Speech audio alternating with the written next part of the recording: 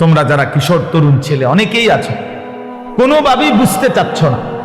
তুমি মনেই করো না যে তোমার যে মানুষ, তুমি যে মুসলমান, এবং তোমার যে 14 বছরের পর থেকে তোমরা যারা বালেগ হয়েছে, অর্থাৎ যাদের উপরে গোসল ফরজ হয়েছে, যাদের বীর্যপাত হয়, গোসল ফরজ হয়, সেদিন থেকেই তোমার হিসাব পুরাপুরি 100 তোমার প্রতিটা নিঃশ্বাসের হিসাব উঠতেছে আমল নামার মধ্যে।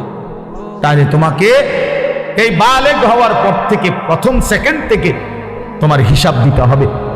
এক একটা চোখের দৃষ্টি, কতবার নারী দেখছো, ছবি দেখছো, নর্তকী দেখেছো, উলঙ্গ ছবি দেখেছো, প্রত্যেকটা পলক নজরের হিসাব দিতে হবে আল্লাহর কাছে।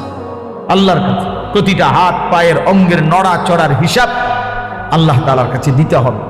আমাদের 16 বছর, 18, 20, 25 বছরের ছেলে পেলে সে মনেই করে না কিছু, যে সে যে একটা মানুষ, সে যে একটা মুসলমান, সে যে আখেরাত আছে, আল্লাহ আছে, রসুল আছে, কোরআন আছে, কিচ্ছু বোঝে না, কিছুই বোঝে না। কি করে, কেন হাসে, কেন কাঁদে, কেন ঘুরতে আসে, কি করতে আসে, কি করে চুল, কি করে জামা, কি করতেছে, কার লগে আড্ডা দেয়, কেন আড্ডা দেয়, এত ছবি কেন উঠায়, এত ভিডিও কেন করে, কারে দেখাস বেটা, কে দেখে তোর এগুলা, কে দেখে, কার পাগলামি কে দেখে?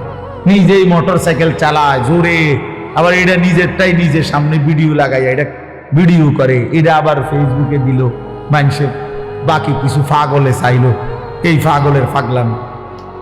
আহা, এটা কথা হইল?